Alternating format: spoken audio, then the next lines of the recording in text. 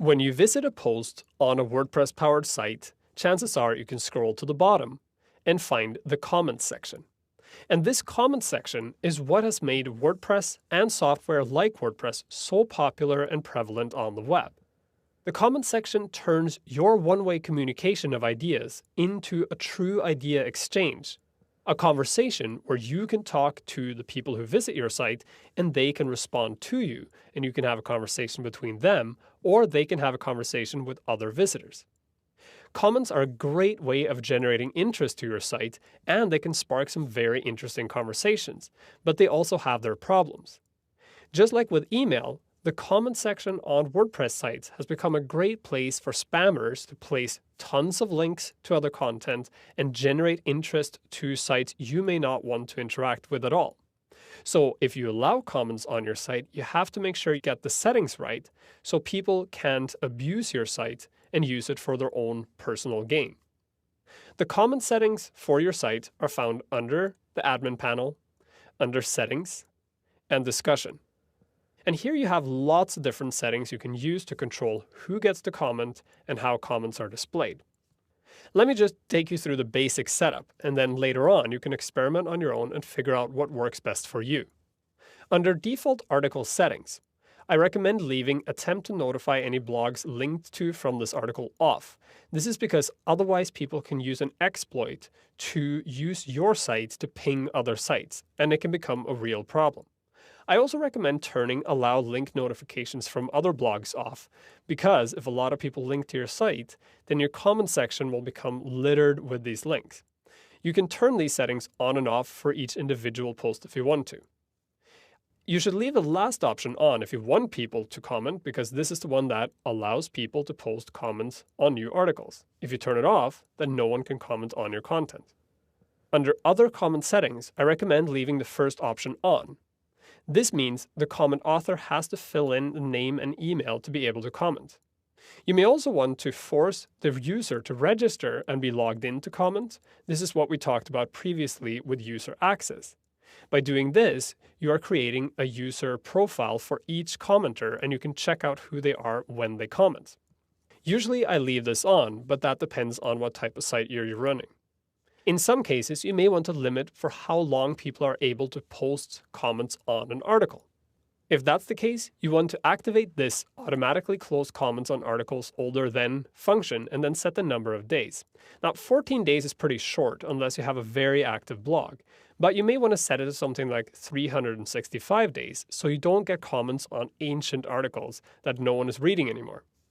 Next, you can enable threaded or nested comments. This allows you to create a thread where you can see a comment and then you see the response to that comment appear underneath it. I usually leave this feature on, and I leave it at the default 5 because more than 5 levels deep generally gets really confusing. You can also choose to break your comments into pages with a number of top-level comments per page. This becomes important if you have a lot of comments on your site. So if you have a site that has hundreds of comments on one post, you may want to limit it so it doesn't take forever to load a single page. Next, you get to the email section. Here you can get WordPress to email you anytime anyone posts a comment, and also anytime a comment is held for moderation. If you don't activate Akismet, and you leave a comment is held for moderation on, you are going to get hundreds of emails. So I recommend, first of all, to enable Akismet so you don't get all the spam. And second of all, to probably turn this off because it can get very annoying. So if you're getting a lot of email from your site about comments, chances are you need to change these two settings or change the security of your comment section. The next section has to do with when a comment is displayed. If you check the first option here, comment must be manually approved. You actively have to approve every comment. This is great if you want to really control what's going on your site, but chances are if you get a lot of comments, this is going to become a lot of work, so you may want to turn it off. The next option, comment author must have previously approved comment, allows you to kind of screen people the first time they comment. And this is usually left on. Now here's an important thing. When you activate your site, if you leave this option on, you'll notice that you'll get a lot of comments that seem extremely vague. They'll say something like, I found this article on the web and I thought the topic was interesting, great work. Or they'll say, I visited this article using my mobile device and it spanned across the screen, so I had to scroll a lot. There might be something wrong. This is a phishing email that's trying to get you to approve it so that they can start spamming your blog. So anytime you see an extremely vague comment, make sure to not approve it, because otherwise your blog will get attacked with lots of spam. So I would leave this option on and screen the people who comment very carefully. To avoid getting a lot of garbage comments on your site, I recommend using this comment moderation and comment blacklist feature quite a lot. Here you can hold a comment in the queue if it contains more than a certain number of links. I recommend setting it to either 1 or 2 because generally spam comments will have lots of links in them. So this is a great way of filtering them right off the bat. You can also use this moderation field here to enter in words you don't want to appear in your comments. So here you can enter in common words like print or ink that tend to show up in your comments. And when you start seeing a lot of comments that have these keywords in them, you can put them in the moderation queue or in the comment blacklist, and they will never appear in the site. You can also add IP addresses, specific URLs, or specific email addresses in here, one per line, and those will automatically get filtered. My blog has been active for several years, and my comment moderation list and blacklist has hundreds of words and IP addresses because over time I've realized there are a lot of people who only use my blog to spread information I don't want them to share. The final section has to do with how comments are displayed. By default, whenever someone leaves a comment, an avatar is shown next to their comment.